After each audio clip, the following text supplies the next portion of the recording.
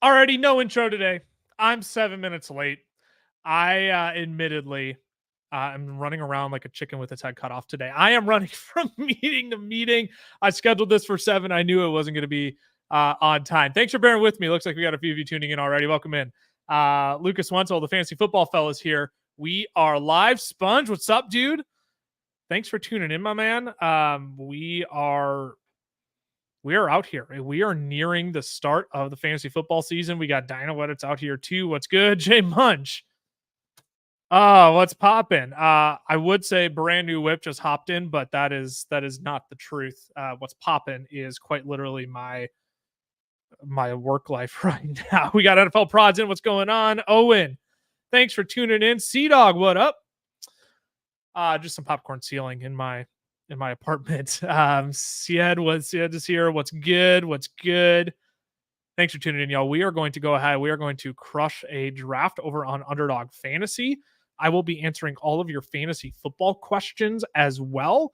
If you want to hop in on this draft with us, code fellas over on Underdog Fantasy. You can go ahead. You will get a week 1 free square Brees Hall at half a total yard. They'll gift you. You'll get our fantasy football draft guide for 2024 for free as well upon your first deposit. You can come draft with us as well. Broken boy back again. NTT, what's good? What's good? Sea Dog, I am going to be doing my first fantasy football league. Any tips? Yes. I think I'll come back to this as we kind of go through this draft on Underdog as well. My guess is that your home league is probably on an ESPN, a Yahoo, a Sleeper right now. So Underdog probably doesn't apply to you directly, but as I'm kind of talking through this draft, hopefully some of my thoughts and tips will come out throughout that process as well. So yes, that will come. I'll come back to that question as well. I see a few other questions popping in here too, but what I'm going to do is I'm going to go ahead and yep, Sea Dog is on Yahoo. Perfect. Yeah, I can kind of I can kind of talk through a few of my tips as well as we go through this Underdog draft. Jay Munch drafting Chase Claypool at the 1-1 after he's on IR and done for the season. I'll go ahead. I'm going to hop into Best Ball Mania 5 draft here. If you want to hop in again, code fellas over on Underdog Fantasy. I just realized this isn't up on the screen. We got to get that up on the screen. But let's go ahead and jump in here. We'll hop in 5, 4, 3, 2, 1. We're going to hop in here.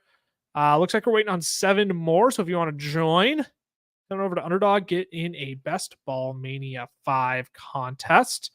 This is an interesting one. Do you think ETN at the 219? Is that supposed to be the 209 or the 219? This is a deep league. A 20-person league is a good pick. I've been trying to thin out mid-rounds for an upcoming home league. So if you're in a 20-man league and you're getting ETN at the tail end of that second round, ETN's already going at the tail end of the second round in 12-man leagues. So I think you'd actually be getting a value in a 12-man league. You'd be getting ETN in like the middle of the third round. Gosh dang it.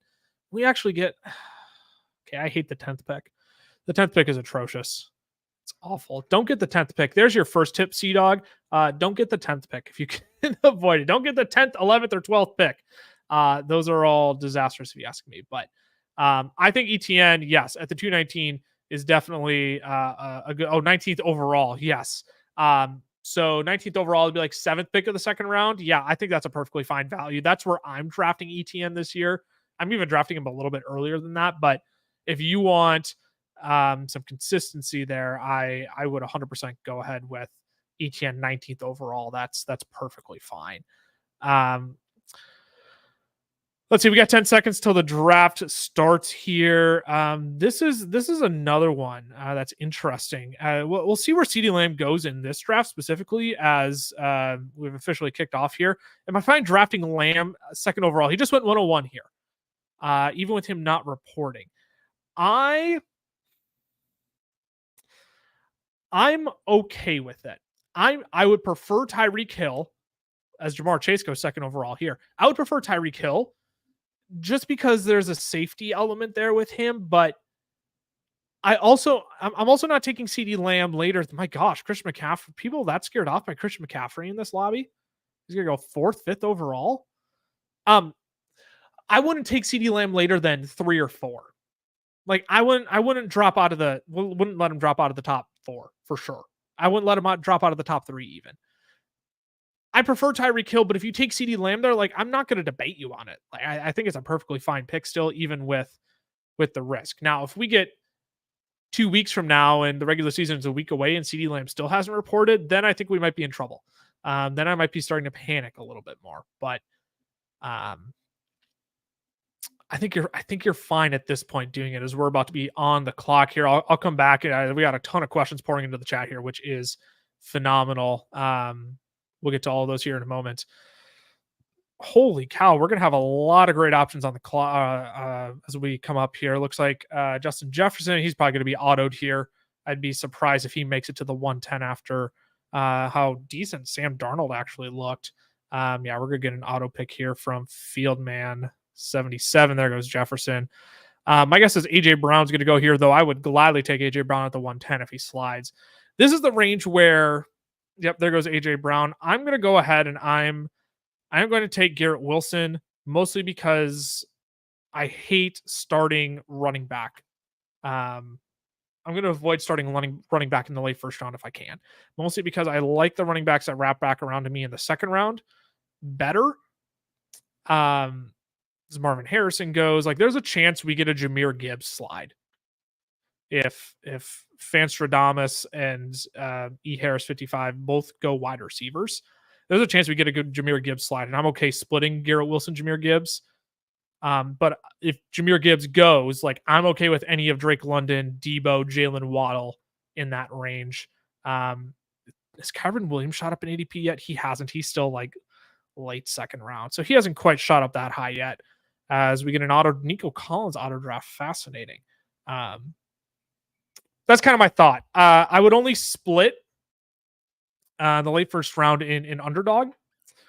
I wouldn't go 2 running backs. Where is and there goes Jalen Waddle. We might get it. Well, look at this. We'll get a Puka Nacua or Jahmyr Gibbs slide here. Look at that. There's that Jahmyr Gibbs slide. There it is. There it is, ladies and gentlemen. Yeah, we're gonna go ahead and we're gonna take Jahmyr Gibbs here. We're gonna lock down a little bit of a hero running back strategy with Jahmyr Gibbs. I love that for us. Absolutely love that for us. We got a long time until our next pick, so I'm gonna go ahead. I'm gonna fly through some of these questions here. There's a question in here specifically about a scenario about doing there we go. Am I doing a second round running back strat? Yes. Just like we did here. I think second round running backs are going to be phenomenal this year. In your redraft leagues, you're not going to see this many wide receivers here. You're going to see a Jonathan Taylor around, pick 16. You're going to see, Kyren Williams in this range. You're going to see Travis Etienne, Devon Achane as he goes middle of the second round, right? You're going to see a lot more of those running backs go in the second round. I think if you draft a guy like a Justin Jefferson, an Amon-Ra, a Tyreek Hill, I think drafting one of those guys and one of those running backs in the second round is optimal. I love Kyren Williams in the second round. On Underdog, he's going late second round, early third round. So you're getting some insane value on Kyren Williams, in my opinion, there. So I think the second round running backs are substantially better than the wide receivers going in that range. Like Drake London, Chris Olave, I would rather have a Jonathan Taylor, Devon Achane, a Kyren Williams ahead of those guys. So I think it's totally possible you do a second round wide receiver strat. Let's see here. There was another good question here that I wanted to address. I saw where is it? There it is, from Gabe. Who do you find yourself reaching on the most ADP wise? This is actually a phenomenal question. I find myself reaching in like the third round. There's 2 guys. I'll answer this 2 ways. I find myself reaching 3 guys, really. I find myself reaching for Kyren Williams. If I am drafting in the late second round or the late first round in my redraft leagues, Kyren Williams typically goes like middle of the second round. I'm willing to reach a few picks and take him early second round. Jalen Waddle's another one. His ADP right now is like the 311. I'm willing to reach down and grab him 5, 6, 7 picks ahead of ADP right now. I think he has a big bounce back season. What went wrong for Jalen Waddle is that he couldn't stay healthy last year. He played less than 2/3 of the snaps in 6 games last year. So that hurt you automatically. And this is still a substantially good offense, and his contingent upside without Tyreek Hill is just massive. So I'm still a big Jalen Waddle guy, and then Kyler Murray in the 7th round, because the 7th round is where the quarterback dip really starts to happen. It's like Kyler Murray, Dak Prescott, and Jordan Love all go within like 8 picks of each other, and it's all in the 7th round. So if you're in the early 7th round, none of those 3 quarterbacks are making it back to you in the late 8th round. So I am reaching on Kyler constantly to make sure I locked on my quarterback, because he's my favorite out of those 3. So we're gonna be back on the clock here. See, so what's crazy about underdog drafts right now, right, is like through basically almost 3 rounds, there are essentially, going to be 25 wide receivers off the board already. And I think we do have to go wide receiver here. My preference is going to be Tank Dell over Stephon Diggs if we can get a Tank Dell click here. I would prefer him as our wide receiver too. We'll probably have to come back, and as there goes Stephon Diggs. I'm going to go ahead. I'm going to click Tank Dell here. He's my favorite wide receiver in this range. I think he has the most upside in this range. And then what I'm probably going to do is click. If he makes it back, I'll probably take Zay Flowers next, mostly because in Underdog, Best Ball Mania 5 is giving out $1.5 million to first place this year. And all that money is won in week 17. So what I want to do is I want to be able to correlate week 17 matchups. So, well, there goes Zay Flowers. So I shouldn't have opened my big mouth. Maybe we get a Michael Pittman Jr. here. I'm okay reaching out for T. I'm okay with really either wide receiver, Michael Pittman or T. Higgins. This is tough. Because I'm a fan of T. Higgins. He's been crushing training camp, according to reports. Michael Pittman Jr., you're without Josh Downs. You're down a wide receiver there. Jeff, this is a half PPR draft. I got to go ahead and make a decision. I'm going to go ahead and take T. Higgins, mostly because I don't know if I'm going to be able to stack Anthony Richardson with a Michael Pittman. I like my options with Tank Dell and T. Higgins better with CJ Stroud and Joe Burrow based on their current ADP. So yeah, no, not a PPR. This is a half PPR draft over on Underdog. This is a great question here in rookie super flex. Caleb or Jaden Daniels? I think I'm going to lean Caleb. I've been cooling off on Jaden Daniels a little bit. I love his rushing upside. I think he could be Anthony Richardson-esque, but I don't want to be premature. I think we've steamed Jaden Daniels in redraft.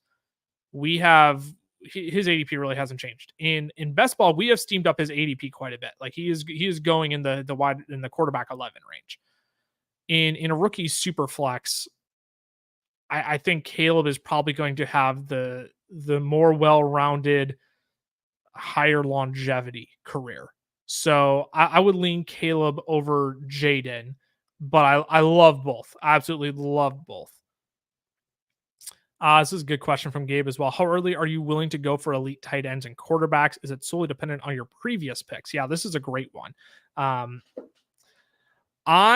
am willing to do whatever I can to get an elite tight end as holy crap. Trey McBride at the 4-2, Travis Kelce at the 4-5. That's a value.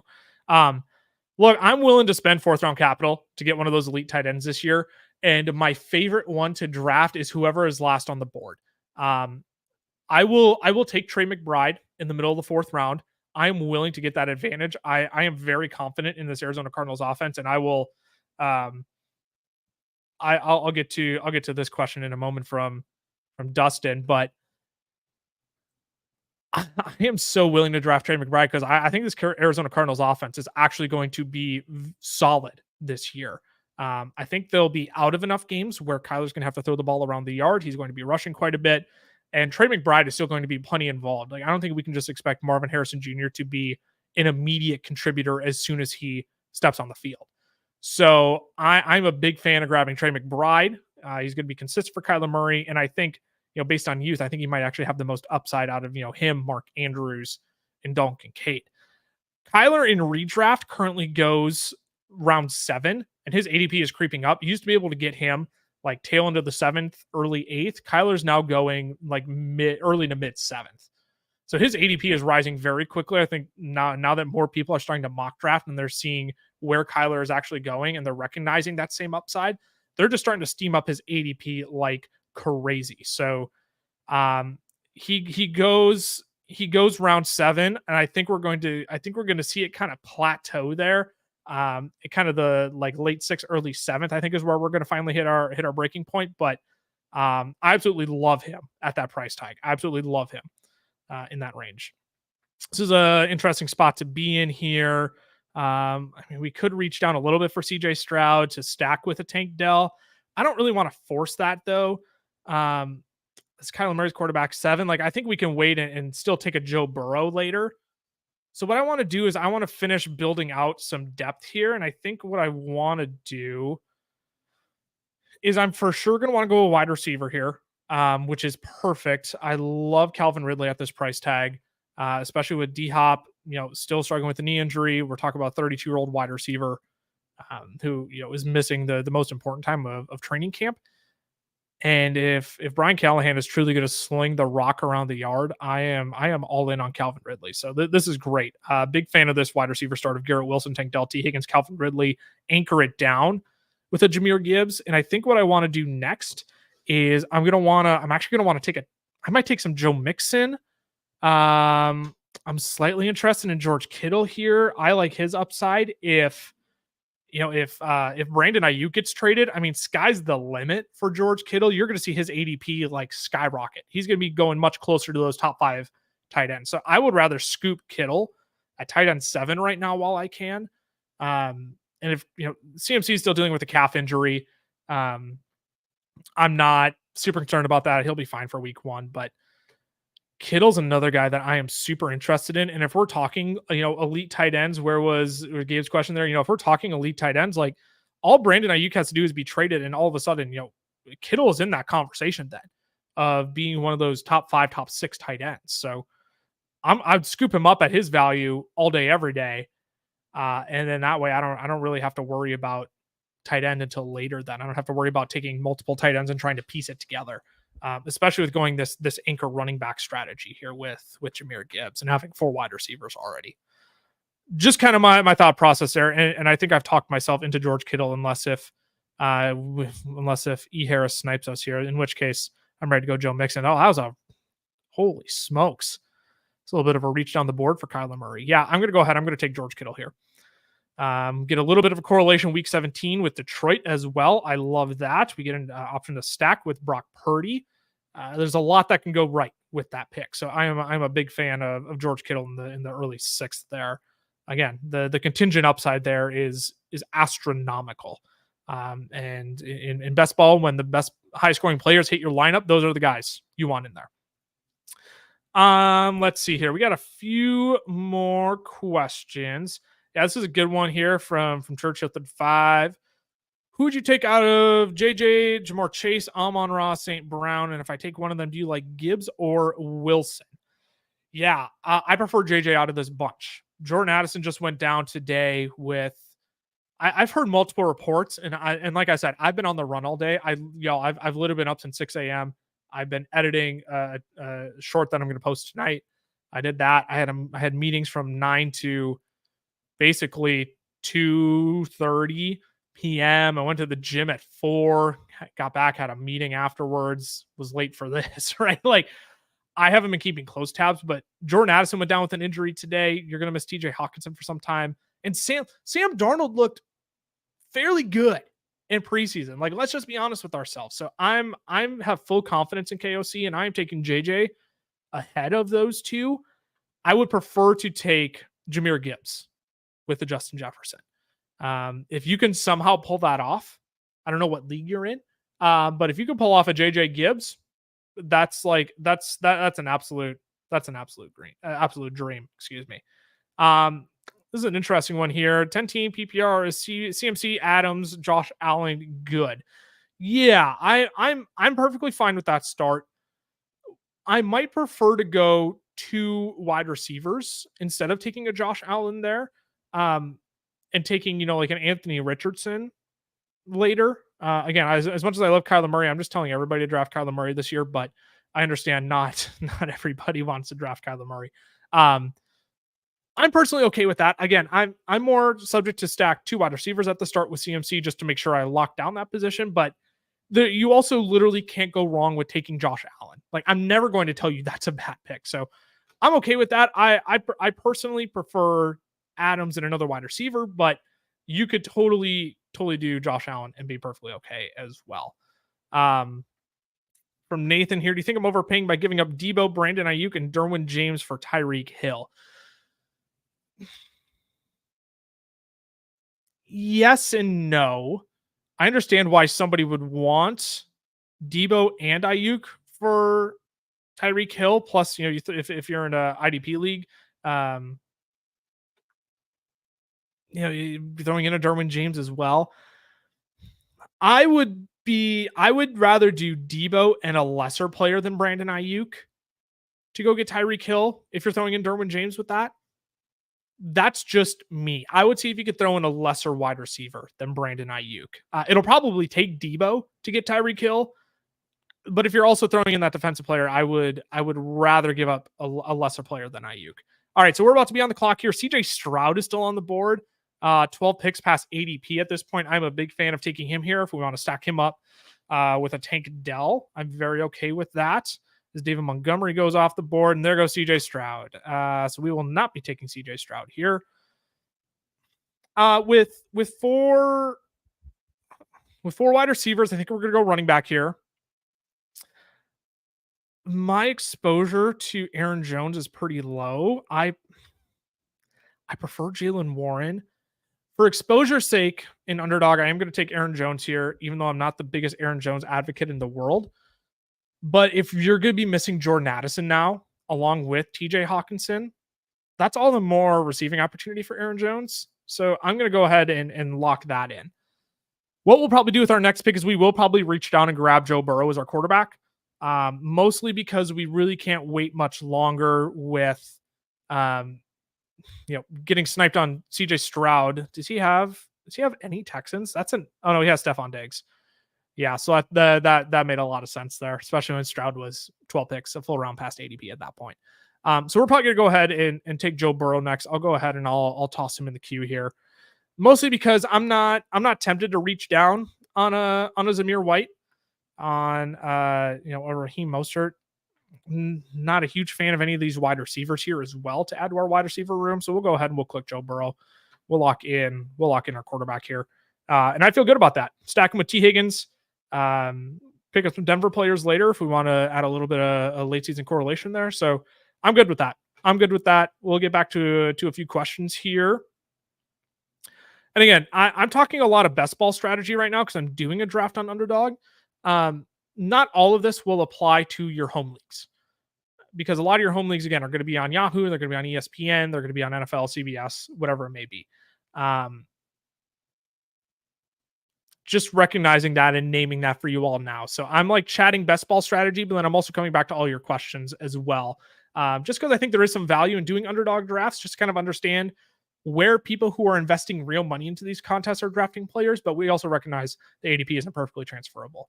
I did want to answer this one from Dino Edits. Is Marvin Harrison Jr. going to be a top 15 wide receiver this year, or should I stay away? Yeah, you should not stay away from Marvin Harrison Jr. He's going to be a top 15 wide receiver this year. What you have to be aware of is that his season is going to start slow. His season, he's probably not going to get off to a blazing hot start, like a Drake London could, like a Garrett Wilson, like a potentially Puka Nacua if he's healthy. He's not going to get off to this blazing hot start. What you can count on, though, is that after the Arizona Cardinals bye week, the bump that he's going to get in production is going to be notable. So if you don't get Marvin Harrison Jr., but someone in your league has him and Marvin Harrison, they're like, wow, man, dude, I took Marvin Harrison in the early second round, and he's not living up to ADP. I'm kind of disappointed. I'm kind of frustrated. After that bye week, while the Arizona Cardinals are on their bye week, I am pouncing to get Marvin Harrison Jr. at that point. He is one where if you draft him, you have to be patient, because after the bye week, it's only up. He's going to get a bump. I promise you. But if you don't draft him and you see he's underperforming the first part of the season and your league mates are panicking on it, that's the time to pounce. because he's going to be much, much better in the second half than he will be in the first half, most likely. This is a fascinating one. Calvin Ridley, Debo, and Derwin James for Tyreek.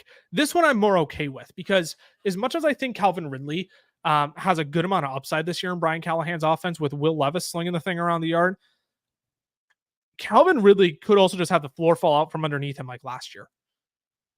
And you're going to have to pay up to get Tyreek Hill. Like you're paying up for a top 3 fantasy wide receiver. And those just don't grow on trees, right? So if you're really sold on getting Tyreek Hill, I think it probably will take a trade like that. Now, of course, that stinks if Brandon Ayuk gets traded and, we're looking at Deebo Samuel as a top 10 option. That'll sting a little bit. But at the end of the day, you know what you're getting from Tyreek Hill, and what you're getting from Tyreek Hill is almost a guaranteed 17 plus fantasy points almost every single week. So I like that trade better than giving up a Brandon Ayuk because I think Brandon Ayuk has more upside than Calvin Ridley. But that one I'm much more of a fan of than giving up both Deebo Samuel and Brandon Ayuk. I see a few more questions rolling in here. I'm going to go ahead and take a look at the board because we're going to be on the clock here in a few picks. Yes, this is perfect. This is exactly how I was hoping the board would look because there are a handful of running backs all going in this range. I'm going to be happy with taking Zach Moss or Brian Robinson Jr. here. This is perfect. We're going to go ahead. We're going to click Brian Robinson Jr. We need a third running back here.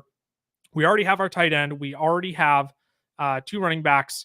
Brian Robinson Jr. as a running back 3 is absolutely wonderful. And what I'm hoping is that we could take a Rashid Shaheed, a Tyler Lockett, or even a Dontavian Wicks here with one of our next picks to add to our wide receiver room as our wide receiver 5.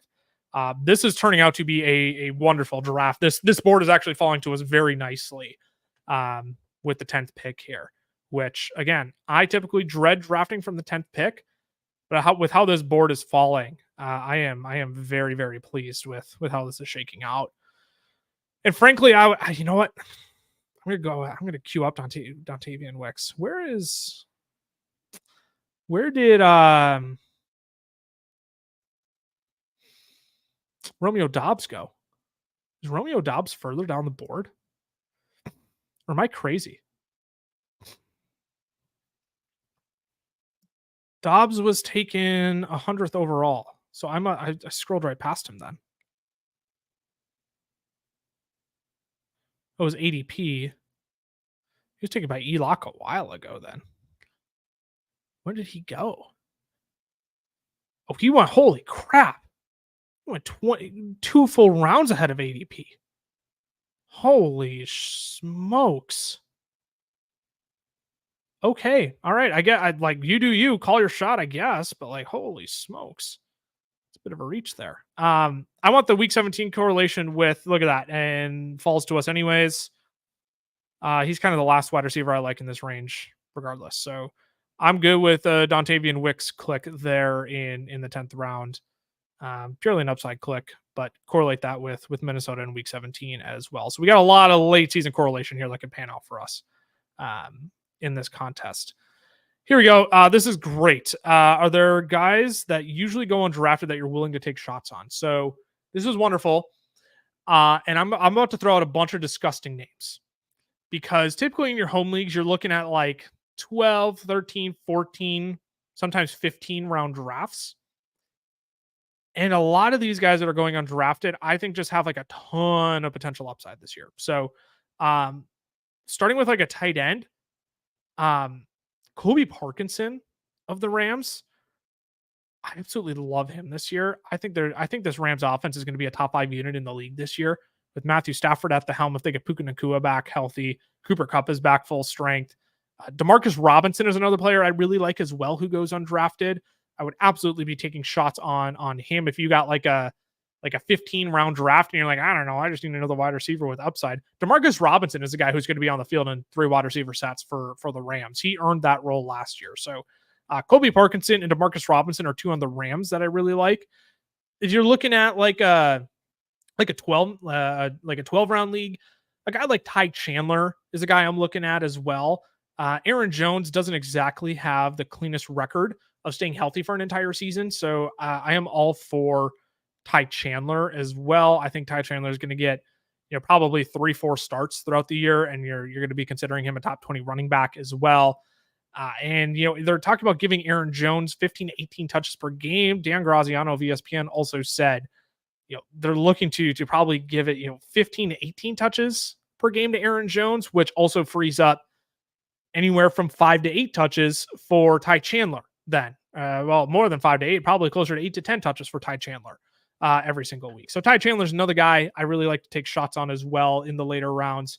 And in terms of wide receivers, or quarterbacks, the late round quarterbacks are so tough. Jared Goff doesn't go undrafted. I'm a big Jared Goff fan this year. 14 to 17 games indoors. All quarterbacks play substantially better indoors, but it is like night and day for Jared Goff playing indoors versus outdoors. So he's another one I like in the later rounds this year. C-Dog mentions, when's it best to take a second quarterback? Typically, I don't in redraft leagues. I just kind of I draft my one. I lock him in unless if it's like unless if I'm stuck taking like a Caleb Williams or a Brock Purdy or something, I would draft 2 then. But if I have basically anybody Jordan Love or better, I'm just rolling with them. And then once around bye, I'll go ahead and I'll pick the waiver wire for the best option available. This is also a nice spot here. I'm a big fan of the running backs in this range too. I can be happy with Gus. I could be happy with Zeke. If we already have Brian Robinson, so I'm not too interested in Eckler here. But we'll go ahead and we'll add another running back to our running back room as Nick Chubb goes off the board. What do we have here? I'm tempted to go Gus Edwards here over Zeke. Kamani Vidal hype hasn't been great as of recent. It seems like Gus is going to be the early down guy for sure. Probably the guy around the goal line. So I'll go ahead and I'll take Gus as our running back 4. And really, I'm only looking to take one more, and I'm probably going to shut this thing down. And Gus is, 10 picks past ADP. So I think that's a fine value to take there. My hope is that we get a Gabe Davis slide if we're shooting for an upside pick. Otherwise, I will probably roll with a Jahan Dotson. Those are kind of my leanings there at this point in the draft. We'll see how the board falls to us. I just like Gabe Davis because if you watch the Jaguars in their first preseason game, 2 wide receiver sets, it was Gabe Davis and Brian Thomas Jr. who are out on the field. But I think is notable. If they're going to keep Christian Kirk not exclusively, but if they're going to keep Christian Kirk in the slot, move him outside every once in a while. But noting that Gabe Davis was out there in 2 wide receiver sets, I think is important. And when we're playing best ball, when it's just your best players automatically hit your lineup, it doesn't matter. Oh, there goes Gabe Davis. I shouldn't have talked so much. But in best ball, when it's simply the guys who score the highest on the week are the ones you start. They're automatically started for you. Like Gabe Davis is a guy who can give you 20 points on any week. He might give you 0 the week after, but when you're drafting him as your wide receiver 6, you're not asking much out of the guy. Oh, and there goes Jahan Dotson. Well, what the heck? This is where I'm tempted to take a Ty Chandler and shut it down at running back. Handcuff him with Aaron Jones. I'm not a Darnell Mooney or a Josh Downs guy who's dealing with the ankle injury. I'm going to go ahead and big brain it. We're going to take Ty Chandler. We're going to handcuff Aaron Jones. I'm not going to draft another running back. This is going to be our running back room. And I feel relatively good about it. So as much as I wanted to go anchor running back, the board just kind of ended up shaking out that way. So we'll hammer wide receivers. We'll have to grab another quarterback and a tight end, but there's a lot of different guys we could take in a lot of different spots here. I'm kind of eyeing an Aaron Rodgers to stack with a Garrett Wilson. We can pick up a Will Levis later for Tennessee if we need to. Those are kind of the guys we're looking at right now. If we need to really backdoor a Bo Nix stack with a Denver player, we can do that. Handful of options here. We've given ourselves a lot of options here. So we're gonna come back to the questions here. Yeah, James Conner. Heck yes, James Conner is phenomenal. I'm a big James Conner fan this year. I love where he's going in drafts. I mean, this is a guy you can draft, running back 22 right now, who last season was averaging 24 fantasy points per game in the final 4 weeks. I mean, the dude was insanely good, and he's going to be involved in the receiving game. he's going to get the bulk of the rush attempts. The Trey Benson hype out of camp thus far has not been that good. So yeah, I like James Conner. That does come from a Jack Perkins. Your opinion on Devin Singletary and James Conner? I'm a big James Conner fan. Devin Singletary, look, as much as I feel for Tyrone Tracy, I mean, the path just got that much more clear for Devin Singletary. It'll be him and Eric Gray, and they'll probably bring in another running back. My guess is, if a Samaje Perine gets cut, I think he's probably a candidate to be picked up by the Giants at this point. But the path only got clearer for him with Tyrone Tracy out of the picture now. Again, I feel for Tyrone Tracy. It's absolutely terrible what happened, but the path only got clear. It's not a great offense. You don't have to spend the capital on him though. He's going as a running back 32 right now, right? Like you're not spending much to get him. So yeah, I'm fine with both. I obviously prefer James Conner. I'm a big James Conner fan here. I think both are fine options. Yeah, Gabe, this is a great question. So I mentioned this a little bit earlier. I'm flip-flopping between chatting best ball strategy and a lot of the redraft questions that are coming in right now, right? Week 17 correlation is very, very much strictly a best ball contest thing. So when I'm drafting on Underdog, right, this contest that I'm in right now, I'm drafting Best Ball Mania 5, costs $25 to enter. They have a bunch of lower stakes contests as well, $3, $4, $5 entries if you want to try those out too before you commit to something like Best Ball Mania. But the money is won in week 17. You have to draft a team that advances to week 15, 16, 17, but when all the money is on the line is in week 17. So what you want is games that are going to pop off in week 17. So for instance, like the Detroit Lions and San Francisco 49ers play each other in week 17. That game has incredible potential to absolutely explode and score a ton of points. Jahmyr Gibbs and George Kittle could be massive scorers in those weeks. When you look at like Houston and Baltimore, that's another one as Ricky Pearsall goes off the board. That stinks. I was really hoping to snag Ricky Pearsall there.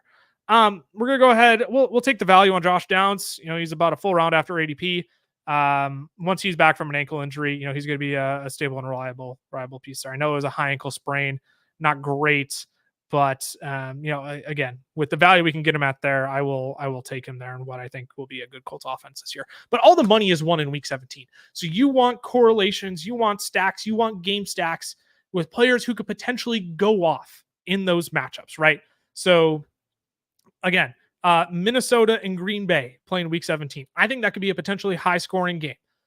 I want pieces of that game. I want Aaron Jones. I want, again, if Aaron Jones is out, I want Ty Chandler then. Dontavian Wicks. He's not Christian Watson. He's not Romeo Doubs, not Jayden Reed, not Josh Jacobs, right? But it's a piece of that game that could just go bonkers, that could put up, more than 50 total points in that week. I'm going to pray we don't get sniped on Aaron Rodgers here. Good, because I want to stack Aaron Rodgers up with Garrett Wilson. Oh, crap. Do they both have week 12? Crap, they both have week 12 buys. Oh, bye, bros. Bye, bros hate me. Oh, that's brutal. Rookie mistake. I'll have to take a third quarterback, which is fine. Oh, that's brutal, man.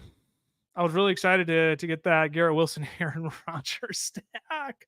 That's okay. But that week 17 correlation, again, the money is all won in week 17. So I want pieces of games that are going to explode. That's kind of my logic around week 17 correlation. It's not a redraft concept because in redraft, you're not concerned about winning a total prize pot of like $1.5 million. But in best ball, when you're competing against literally thousands of other teams, like we're talking like, 250,000 entries into this contest, you got to have some sort of edge, and having week 17 game stacks is a way to get that edge. So that's kind of the heart behind week 17 correlation there. I rambled on about that a little bit, but for those who are like new to best ball, it's a new concept. It's totally foreign. But once you get the hang of it, once you kind of figure out like, oh, I can draft these players in these ranges and still get an edge in my contests, it starts to come together really, really nicely. So Jared Goff. I wish Jared Goff was still on the board. I totally would have taken him with Jahmyr Gibbs, but let's see here. My favorite spot to draft this year from Jack Perkins. I love having basically any of picks 3 through 7. Those are my favorite spots this year. 3 through 7 is where I love to draft. I'm guaranteed one of the high-end players. I'm guaranteed, a JJ, a Jamar Chase, an Amon-Ra, a Breece Hall, a Bijan. I'm guaranteed one of those guys. But I'm also not so close to the 2-3 turn where I can still get some pretty solid values on running backs, like a Kyron Williams, like a Travis Etienne, like a Devon Achane. I would much rather go a wide receiver running back start than wait until the turn and then have like a Christian McCaffrey. As much as I love Tyreek Hill and CeeDee Lamb, like the options at the 2-3 turn just don't feel as great in terms of running back. You're going to have to kick the can on that. Oh, this is tempting. That do I just take Will Levis as the third quarterback here to take with Calvin Ridley, and we'll figure out tight end and wide receiver. I think that's what we're going to do. 16, 17, 18. Yeah, we'll take two more wide receivers and a tight end then. We'll do that if we don't get sniped on Levis. That's good with me. What we'll probably do is we'll end up taking a wow, Yoshivas is already going at wide receiver 82. Jeez Louise. Is it bad? I kind of want to take some Quentin Johnston here. Is that bad, chat?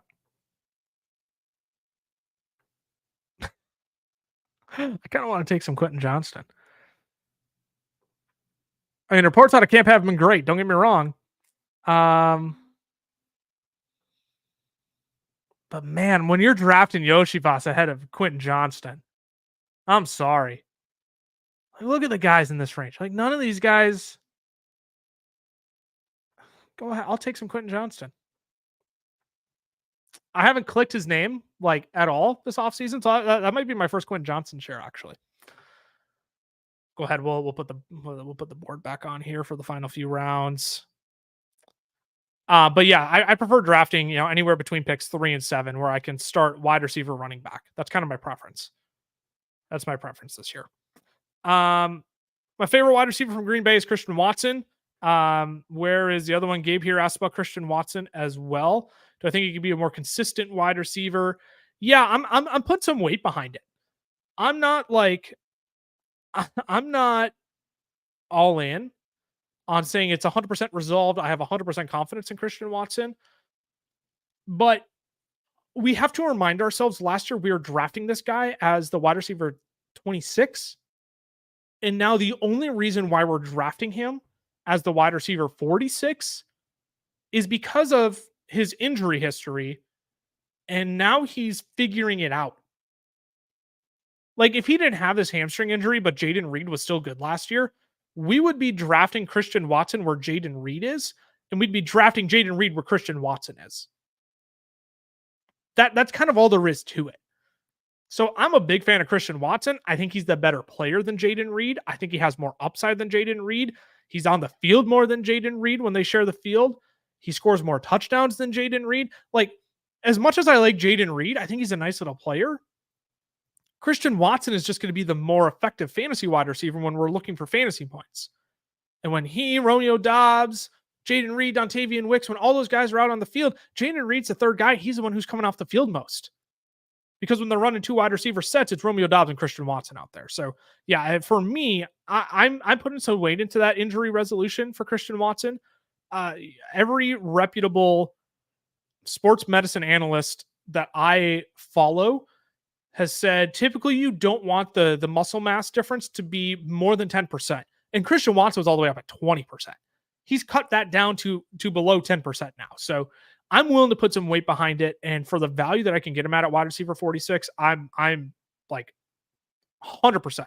I might even say Romeo Doubs I prefer to Jayden Reed this year. I mean, you're drafting Jayden Reed as like the wide receiver 30, 32 right now, when you can get Watson at wide receiver 46 and Doubs at wide receiver 50, 51, 52. Like that's just no brainer value to me when the two guys who are playing more snaps than Jaden Reed have more touchdown upside than Jaden Reed. Christian Watson, who has more big play upside than Jaden Reed.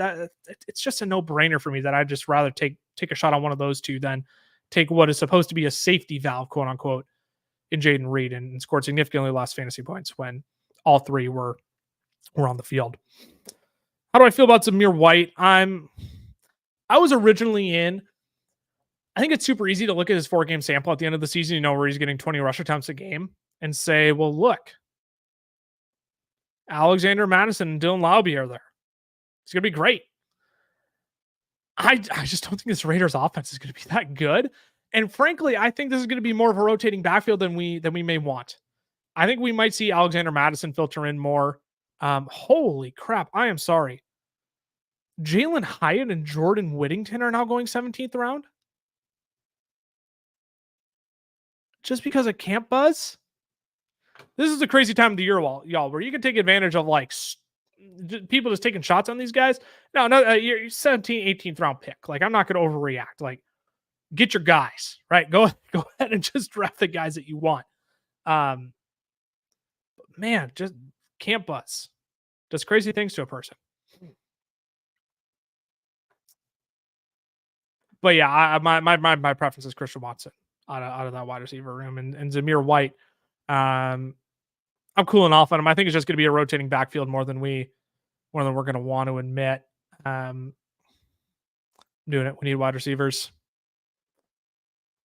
Sorry, I have to play. Bring your popcorn. I make people in wheelchairs stand up. Javon Baker. My toxic trade is drafting so much Javon Baker this year. I'm legit at, I think I have like 28% Javon Baker drafted in all my underdog drafts this year. That's my toxic trade, is I can't stop drafting Javon Baker in the 17th, 18th round of these best ball drafts. Okay, we need another tight end too. We've kind of kicked the can on tight end a pretty long ways at this point, and Colby Parkinson's off the board. He's typically my go-to. A little Greg D. He's getting some good camp buzz. Pair that up with Cincinnati, week 17. I'm a fan of that. Doesn't line up with George Kittle's bye, week 9, week 14. I'm good with that. We're gonna go Greg Dulcich here for our last pick, our second tight end. And then I'll answer a few more of these questions then, but then I am going to have to hop off here close to the top of the hour. I'll go ahead and I'll throw the board up here. We'll recap the team. I'll answer a few more questions and we'll sign off here. Zamir White, yeah, I just think it's going to be a rotating backfield. Sorry, I'll come back and wrap up my thoughts on this. I think it's going to be more of a rotating backfield than we like. I think Zamir White is going to be the lead guy. I'm okay drafting him at his current price tag, especially in redraft leagues, where he's going I believe he's going 7th, 8th round. I'm okay with that. You're not paying much, but I also don't think he has this like league winning upside that a lot of people might want to try and force onto him. I just don't think this Raiders offense is good enough. And I think Alexander Madison and Dylan Laube are just going to get enough touches to make them annoying. How do I feel about Jalen Hurts and the Eagles winning the Super Bowl this year? I will say I am a big fan of the Eagles this year. I think anything they put out on the field will be better than whatever the heck Brandon Johnson was running last year with this team. And it was a high school level offense that this team was running. There was nothing easy that came with the offense. It was a disaster. It was a mess. I like, you can make fun of Kellen Moore all you want. He runs high scoring offenses. He runs high efficiency offenses. He runs high power passing offenses. So I'm a big fan of Jalen Hurts and the Eagles having a bounce back season. I really, really am. So I love all of them in drafts this year. I love drafting AJ Brown. I love Jalen Hurts at his value. I'm okay drafting Devonta Smith. I think Dallas Goedert at tight end 12 could sneaky be a decent little value as well. Go ahead and we'll recap this team quick. But yeah, no, I think the Eagles could be sneaky contenders again this year. So here we go. We'll recap the team. I'll answer a few more questions. Then I am going to have to sign off here, y'all. So at quarterback, Joe Burrow, Aaron Rodgers, Will Levis. We really didn't need to take Will Levis, but I didn't want to have a quarterback not playing in week 12. So we took Will Levis again, going after ADP. We could kind of afford to, because we also have Calvin Ridley down here who he stacks up with. And I think anytime you can stack your quarterbacks in best ball, it is always a good strategy. The science shows you are more likely to score more points when your quarterbacks and wide receivers are correlated. Again, not mandatory in redraft whatsoever, but in best ball, it is one of the best strategies that you can do is stacking up your quarterback, your wide receivers, and especially when you can get game stacks with them as well. So at running back, when Jahmyr Gibbs, Aaron Jones, Brian Robinson Jr., Gus Edwards, Ty Chandler. I like that for a running back room. I like the anchor running back in Jahmyr Gibbs. Again, if Jordan Addison is going to miss time and TJ Hawkinson is already slated to miss time, Aaron Jones is going to catch passes. He's going to have to catch passes. Brian Robinson Jr., he's just a great value right now. He's going to be consistent, the goal line back for this Washington Commanders offense. And Gus Edwards appears to be the lead runner in LA right now for the Chargers. Kamani Vidal, unfortunately, hype has kind of gone the wrong direction for him. So I love Gus Edwards and Ty Chandler as the handcuff to Aaron Jones. Big fan of that pick. Wide receiver, Garrett Wilson, Tank Dell, T. Higgins, Calvin Ridley. Love that four. Love that four for a start. And then you get Dontavian Wicks, Josh Downs as some hopefully consistent breakout pieces this year. Quentin Johnson and Javon Baker. Quentin Johnson is the interesting one. The team still has high hopes for him.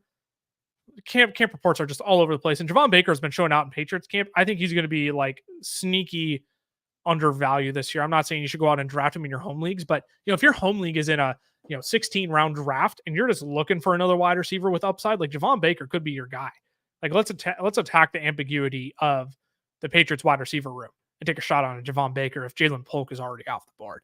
Then at tight end, George Kittle, Greg Dulcich. Again, the contingent upside on George Kittle is just massive if Brandon Ayuk gets traded. If he doesn't, you still get a guy who's been a top 5 tight end each of the last 3 years. So I'm personally a fan of that team. I'll go ahead and I'll answer a few more questions here. Who should I take at the 111 and the 202? So yeah, I personally, if you could swing it like I did in this draft where you get a Garrett Wilson and Jahmyr Gibbs, that's my favorite. I'm also okay if you do like Garrett Wilson and a Jonathan Taylor, a Garrett Wilson and a Kyren Williams. I'm perfectly okay with any of those as well. I think my favorite is a Garrett Wilson and Kyren Williams if you can get that. I think Jonathan Taylor is probably going to end up sneaking into the first round this year. But if you have a chance of taking Garrett Wilson, I think he has to be your pick at 111 because the injury with Puka Nacua is concerning. And if you draft a running back in that first round, like the Garrett Wilson and Puka Nacua are going to be gone by your next pick. Those wide receivers in the second round, are dicey to say the least. So if you can get Garrett Wilson at 111, I'm doing that. And then I'm taking a running back then, whether it's Jonathan Taylor, Kyren Williams, Saquon. That's kind of my preference there. Let me reorder. Kyren, Jonathan Taylor, Saquon Barkley. Those would be my preferred 3 in that order to pair with a Garrett Wilson. And sleeper, JSN, Christian Watson going back to back. Who'd you take in a vacuum? Yeah, in a vacuum is a great question. I find myself taking JSN more times than not. Mostly because I think they both have quite a bit of upside. I love Seattle's offense this year. I think Ryan Grubb is going to be so good for Geno Smith, DK Metcalf, and all these Seattle wide receivers. And there's just I know I've mentioned I'm willing to put some weight behind the Christian Watson injury stuff, but what if it isn't fixed? Like I'm not going to be ignorant and just say it's totally fixed. Like what if it isn't? What if Christian Watson still struggles this year and JSN is actually the breakout guy you want? Less risk with JSN, more likely to take a second-year leap than Christian Watson a third-year leap. So in a vacuum, I'm taking JSN ahead of Christian Watson, but I'm not upset if I get sniped on either. If it's like, all right, I'm up in one pick and JSN and Christian Watson are my 2 options. Whoever the manager in front of me takes makes my decision for me. That's kind of how I'm looking at it in a vacuum then. Everyone liked to stream. Hey, Avery, appreciate you, my man. Yeah, if you're not subscribed over here on YouTube, make sure you do that. We had all of our podcast content coming out over here Tuesday, Wednesday, Thursday throughout the entire season. We're going Tuesday through Thursday for the rest of preseason. Then during the regular season, we are doing weekly shows. We're going to have a little bit of panic or patience. We're going to have some trade targets. We're going to have some starts and sits in every matchup as well. Not going to miss out on that content. So make sure you like the stream, turn on notifications as well, so you know when we're going live, when you know when our newest content is out, and you can make sure to catch all of our most recent content. Yeah, appreciate that, Avery. Thanks, Avery. Thanks for singling that out, man. Appreciate it. Last question I'll kind of answer here. Who are some of the biggest busts this year? I'm tempted to call anybody a bust right out of the gate. So what I'll say is, who are some of my least favorite ADP values right now? I think Stephon Diggs is a major candidate. What I'm worried about is, sure, he was out on the field in 2 wide receiver sets for the Texans when they played all of 6 snaps together. I'm not going to take 6 snaps and make that representative of the season. What I am concerned about with Stephon Diggs is that he might be the 3rd best wide receiver on Houston. Like Tank Dell and Nico Collins might actually be better than him at this point of his career. And so when you're looking at, a 30, 31-year-old Stephon Diggs, he's going to be playing majorly from the slot. And my guess is primarily in 2 wide receiver sets. They're going to mix him in on the outside every once in a while. Nico Collins is the staple. You can count on being out on the field in 2 wide receiver sets. They're going to mix in Tank Dell as well in 2 wide receiver sets. Stephon Diggs is going to be relegated to the slot. I just think the big play potential isn't quite as there, but he's the one I'm most concerned about at his current ADP as well. So Stephon Diggs is one I'm concerned about. And then let me think of one at the running back position. DeAndre Swift is another guy I'm concerned about. I just talked about him in our most recent episode of 6 players to let your league mates draft over on our podcast. Sound quality did not turn out for Lord knows what reason. StreamYard was giving us fits last night when we were trying to download afterwards. I don't know what happened. We all sounded clear on the episode, but DeAndre Swift is a guy I'm concerned about. The situation is worse than the Eagles. He was the running back 24 in fantasy points per game last year, yet we're drafting him as the running back 20. Could he score more touchdowns this year without the tush push? Sure. But I don't think, I think we're like misdiagnosing that then, because we didn't fall in love with DeAndre Swift to be a goal line back, a running back who scores 8+ touchdowns every year. We fell in love with DeAndre Swift because he's so freaking good at catching the ball. And when he gets in space, he can make so much happen. I just don't think the targets are going to be there when you have Keenan Allen, DJ Moore, who's going to be, I think, going to be the alpha of that room. And you just spent the 9th overall pick on Rome Odunze, who I think, again, could have a nice little rookie bump after the bye week. So I just don't see a world where DeAndre Swift draws more than 50 targets this year. And he's going to need to if he's going to return on running back 20. This Bears offensive line isn't as good as the Eagles. The offense isn't as good as the Philadelphia Eagles. It's just plain and simple. Why are we drafting him ahead of where he finished in fantasy points per game last year when quite literally everything is about a situation got worse, except for the potential probability that he could score more touchdowns. He was 9th in rush attempts inside of the 10-yard line, goal-to-goal situations last year. He only scored 5 rushing touchdowns on 27 attempts inside of the 10-yard line. Not a great hit rate. So that's why I am out on DeAndre Swift. I'm worried about him as well, not returning on ADP. Yeah, here we go. Jerry agrees. Diggs was great a few years back, but it's Nico's time now. I would agree. Alrighty. I got to hop off, y'all. I got a few more things I need to attend to tonight, but thanks for tuning in. Cameron and Tyler will be live on Monday next week. I'll be live on Wednesday again as well. We'll continue doing some fantasy football Q&A. We'll draft another team on Underdog here. So again, if you want to hop in next week, code fellas over on Underdog Fantasy. They'll match your first deposit 50% up to $250. They'll give you a Breece Hall free square as well. Half a total yard in week 1. That's all he needs, and that pick wins in your entry. And you'll get our 2024 draft guide for free as well. So again, Underdog Fantasy code fellas. Make sure to go support them because they support us. Thanks for tuning in, y'all. Appreciate you all so much. Again, make sure you're subbed, turn on those notifications. Like the stream. We'll see you all next week. Deuces.